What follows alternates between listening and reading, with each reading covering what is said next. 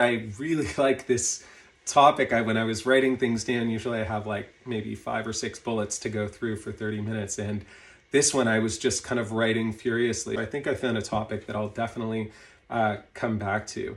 I want to talk about some actionable insights. Here's what you can do. You are empowered to do this in your team tomorrow to help solve the problem of miscommunication on your teams. One of the things, and this is another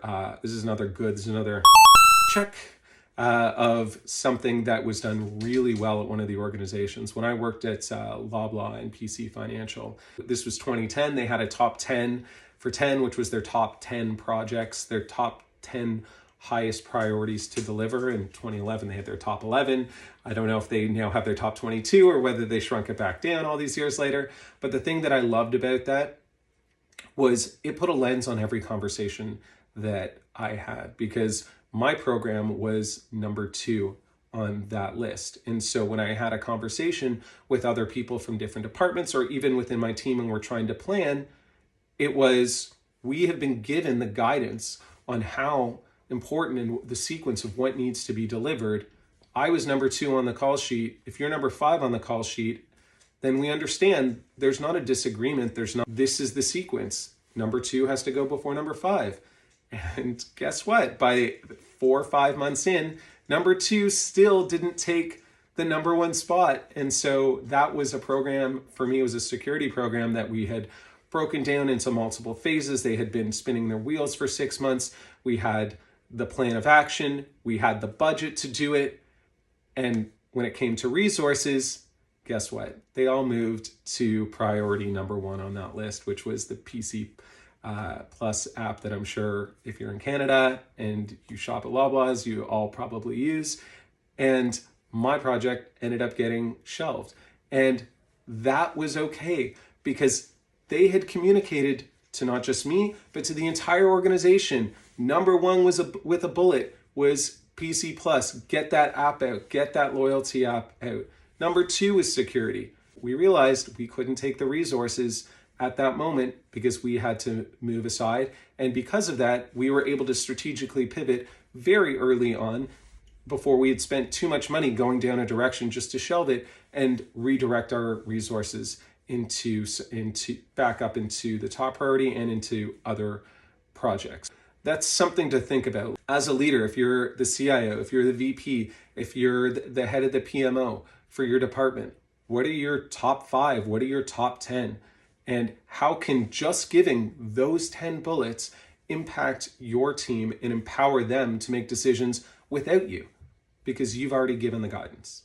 Another great actionable insight is define roles and responsibilities from the start. I've been talking a lot about from a much higher level, but if you're talking about a team, I've had teams that have had, let's say, for example, 4 or 5 different business analysts on it, to get a program in. How do you define what each one is doing and where one starts and the other finishes and how they work together and who's the lead? You can avoid all of this conflict. It's not about creating a racy document that sits formally somewhere that nobody's going to look at. It's sitting down and having a conversation saying, here's the plan and here's your role and here's how I want this all to work. If there's a struggle, just like I mentioned with the top 10 for 10, everybody helps the top priority and we move along in that sequence. The more they know, the more you empower people to get the work done. And that's really an amazing part of the overall discussion. Another one is, hey Stacker, thanks for joining, is adding in your emails the way you're communicating, making it very clear, adding actions to your email subject line. When I first started doing this, I was very shy about it because if you put something in bold, people may perceive it that like you're yelling. But what I do is I've got the brackets with action required, whether that means approving an invoice, whether that means approving a document, or review required, or urgent, please read. That gives people who have 100, 200 unread emails in their inbox immediate insight that they need to look right into that. And subsequently, I get things done a lot faster than a lot of my colleagues who don't do that. That's an amazing tip right off the bat to come in. Another one, just in regards to meetings, is especially with communication. Again, we talked about how there could be people doing 2 or 3 things at once in any meeting. It's absolutely critical to end any meeting recapping what's happened. And it doesn't have to be formal and stuffy. It could be somebody keeping minutes and having action items, but recapping, saying, this is what John's going to do on Tuesday. Here's what Susan's going to do on Wednesday. We need this environment up, and giving everybody that summary of, oh, if I wasn't paying attention at the end of the meeting, now I know where we're going to go, and here's when we're coming back to doing it. Those small things are absolutely key.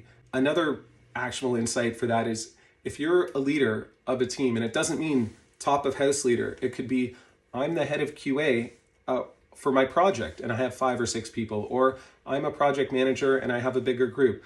But set up time anytime there's an important update. Is there a scope shift? Is there a slowdown in the project? Has there been something meaningful that's come in? It's your job to sit everybody down and in 5 minutes go, here's what's happening, here's why it's happening, who it's impacting, and how does this impact you as your role on the team. Again, we don't want waste. We don't want people doing work that is no longer required, that's wasting dollars and time. And time sometimes is the most precious.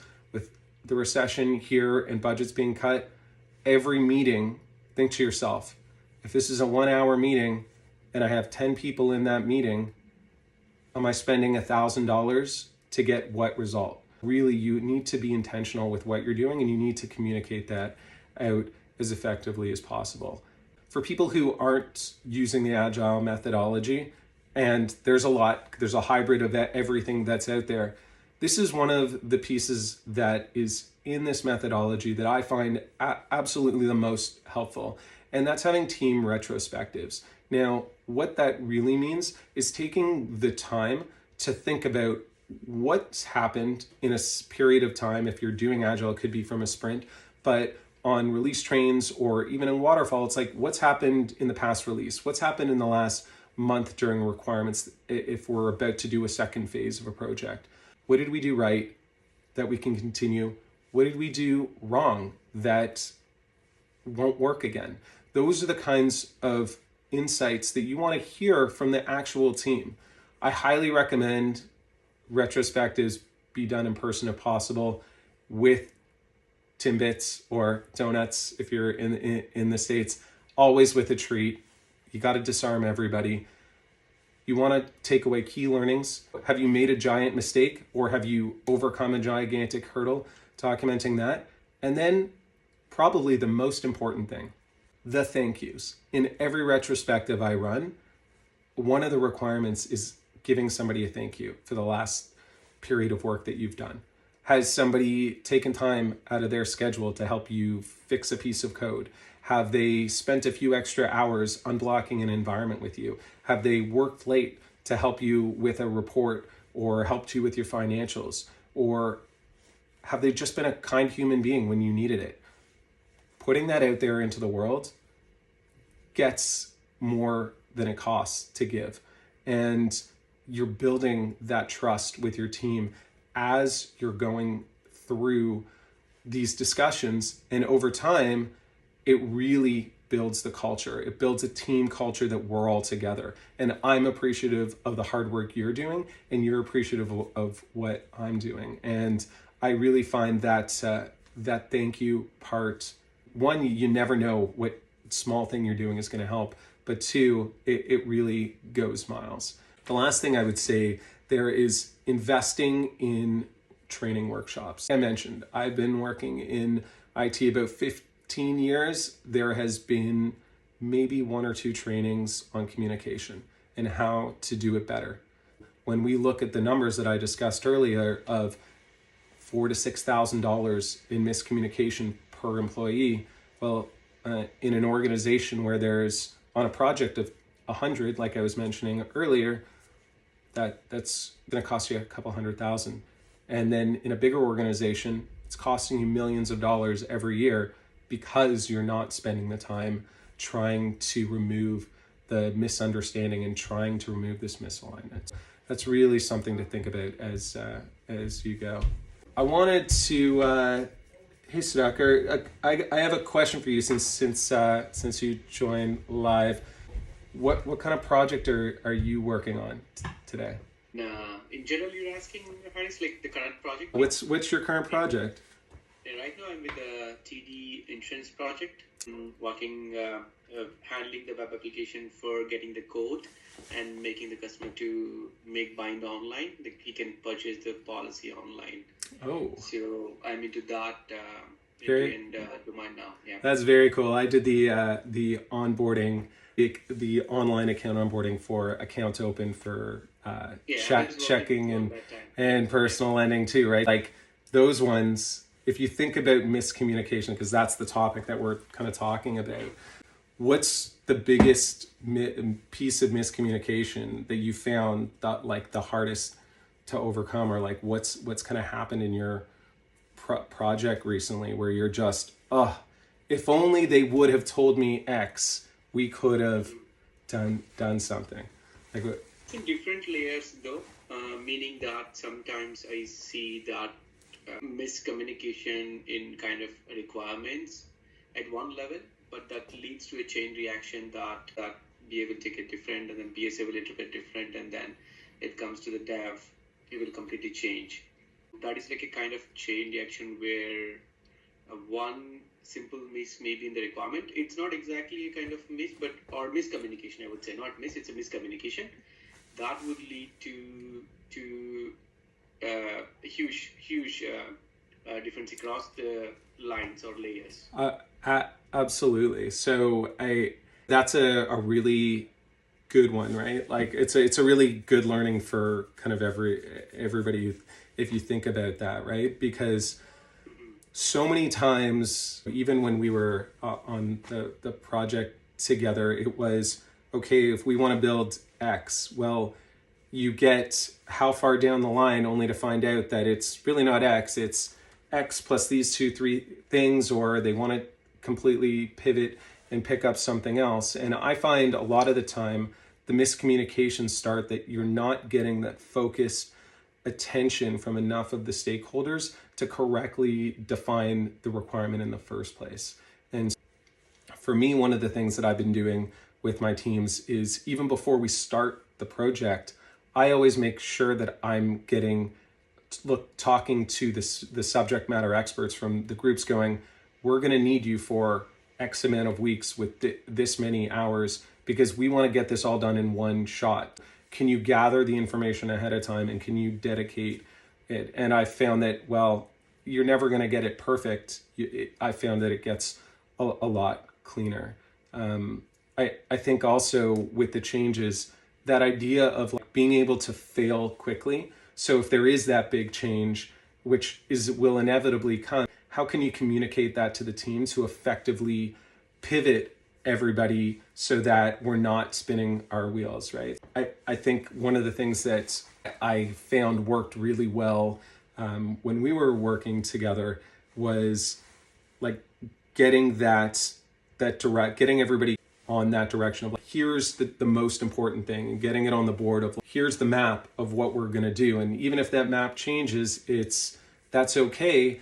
But how do we all react as a team and as a group to come together to solve that problem? And then taking a little bit of time to plan, which was kind of the going slow to go fast, which I've talked about in the past, then course corrected us to get to the right outcome.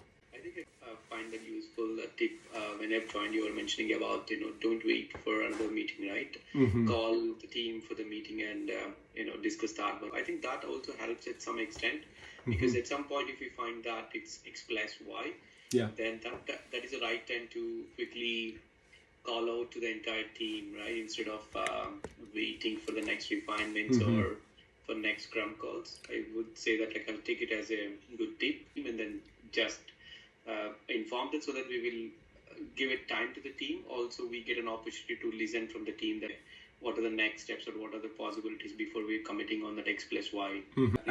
Absolutely.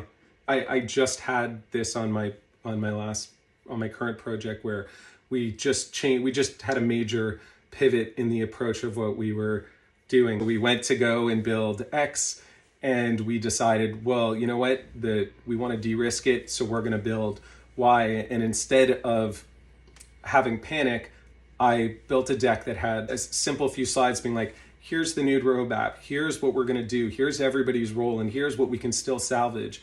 And made sure that, I went through it at the steering committee, got it blessed, and then I made sure that I personally spoke to every single person on the project that was coming in to make sure that they understood the changes so that we didn't have those miscommunications or, oh, they went another week working down the rabbit hole of something that, we weren't going to deliver for day one. That's a great insight there.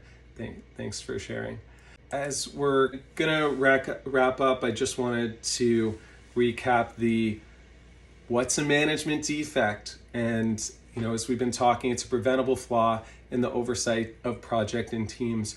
And as you've heard, there's a lot of strategies that you put in place, that you're empowered to put in place at whatever level you are, to help solve these problems. And by doing so, you're going to build your authority. And that's exactly what we built the 9-step management framework to do. A lot of times you come into a project, it's all new resources, or you don't know, should it be Kanban? Should it be Scrum? Are we going Agile? A lot of companies like TD have gone SAFe, which is the scaled Agile framework with release trains. And so it's, how can you put together something that's going to be successful?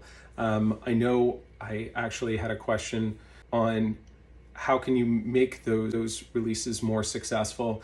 And one of the things that I would challenge, and this is actually the kinds of questioning that we look at in the first step of the framework when we're strategizing, is, traditionally sprints are 2 weeks and 2-week development cycle to add value. But in large organizations where they have lots of silos that all have to come together to build a release, 2 weeks, you're not going to get development done on a major feature.